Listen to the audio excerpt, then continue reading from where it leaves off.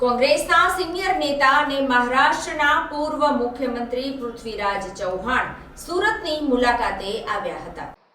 પત્રકાર પરિષદને સંબોધતા પૃથ્વીરાજ ચૌહાણે કહ્યું કે દેશમાં એવું છે કે લોકસભાની ચૂંટણી પહેલા ઉમેદવારી પત્ર રદ થાય છે અને સામેના પક્ષના ઉમેદવારને વિજય ઘોષિત કરી દેવામાં આવે છે। આ પ્રકારની ઘટનાઓ લોકશાહીને ખતમ કરી નાખશે। ચૂંટણી આયોગે આ સમગ્ર ઘટનાક્રમને ગંભીરતાથી લઈને યોગ્ય કાર્યવાહી કરવી જરૂરી છે। અમને ચૂંટાયેલી સરકારોને તોડતી જોવાનો અનુભવ છે।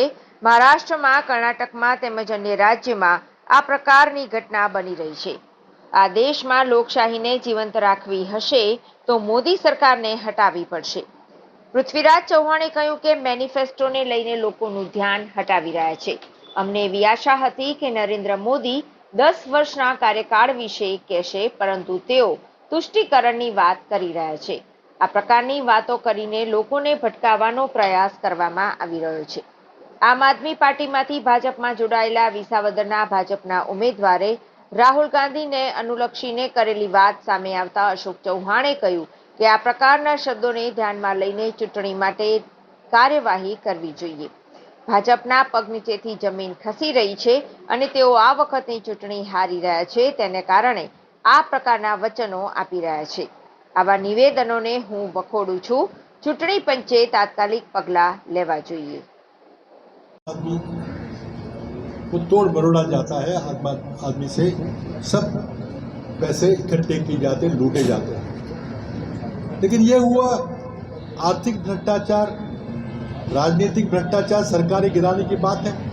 और सबसे बड़ा जो इलेक्टोरल बॉन्ड का जो मोदी सरकार ने भ्रष्टाचार किया कि दुनिया के इतिहास में इतना बड़ा स्कैम कहीं देखा नहीं गया होगा।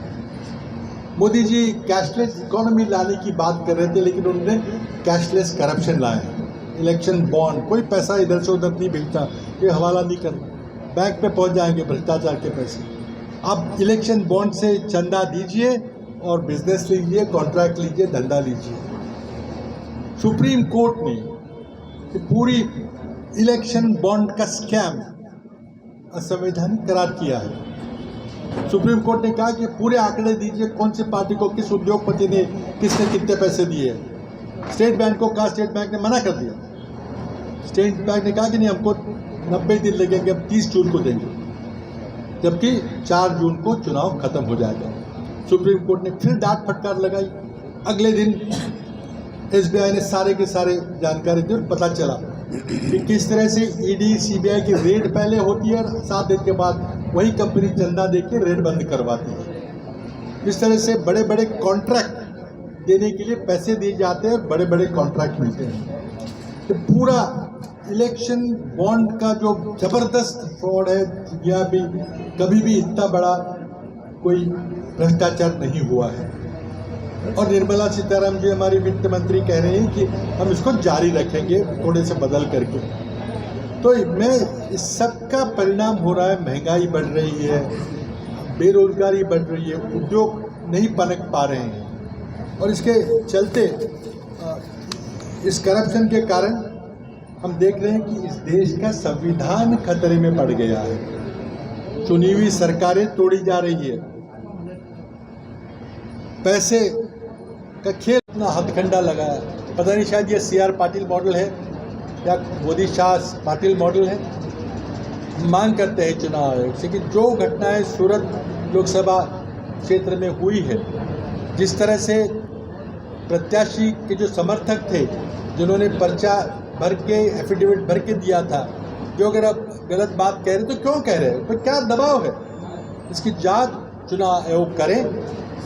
और कांग्रेस पार्टी इसकी कानूनी व्यवस्था, कानूनी हमारे पास अधिकार करेंगे, लेकिन चुनावी आयोग को, चुनाव आयोग से हम अपील करते हैं कि आप इसकी इस घटना की पूरी जांच कराइए कि किस सरकार की ओर से कौन सा दबाव डाला गया, क्या क्या घटनाक्रम हुआ, क्योंकि ये लोकशाही के लिए एक बहुत बुरे संकेत है।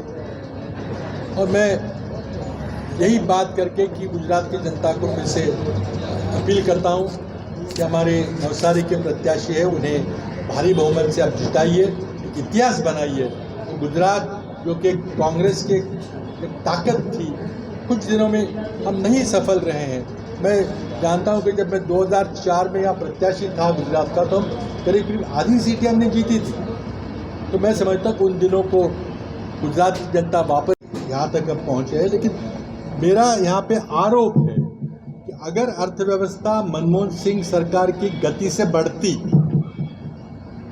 मोदी कार्यकाल में भी, तो आज हम 5वें नहीं 3रे नंबर पे होते, क्योंकि मोदी सरकार के चलते विकास दर कम हुई है, जिससे कि इकाइयां बंद पड़ रही, जिससे कि नए उद्योग नहीं बन रहे, जिसके भी रोजगार का सृजन नहीं हो रहा है। तो पहला हमारा आरोप है कि मोदी सरकार की गलत आर्थिक नीतियों के कारण देश की अर्थव्यवस्था का भारी नुकसान हो रहा है, हमारे युवाओं का भारी नुकसान हो रहा है, किसानों का नुकसान हो रहा है, जनता को कमरतोड़ महंगाई झेलनी पड़ रही है, और साथ ही में मोदी जी का भ्रष्टाचार चाहे इलेक्शन बॉन्ड के रूप से हो या सरकारी तोड़ने से चल रहा है। अगर यही दौर चलाना है तो भारत के सामने, देश के सामने एक अंधकारमय भविष्य है। और जनता में एक अंदेशा हो गया कि शायद मोदी जी तानाशाही की ओर जा रहे हैं, देश में जनतंत्र नहीं रहेगा, और इसलिए इस चुनाव की लड़ाई जनता ने अपने हाथ ली है।